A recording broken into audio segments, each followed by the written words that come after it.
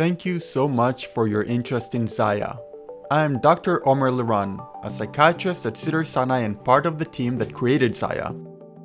Xaia was created at the Cedars-Sinai Center for Virtual Medicine and Health System Transformation by clinicians for clinicians.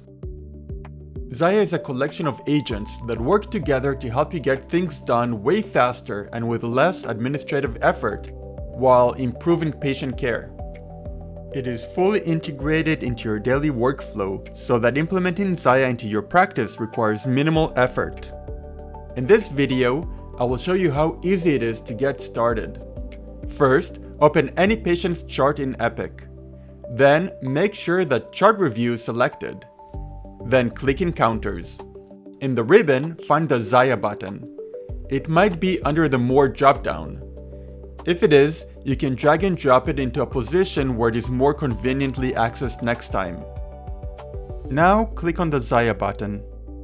If the selected patient doesn't have an active encounter, you may be asked to select an encounter. Since we're not planning on adding any clinical notes right now, you can choose any. If you haven't requested access yet, clicking on Xaia opens a short request form. Fill it out and press Submit.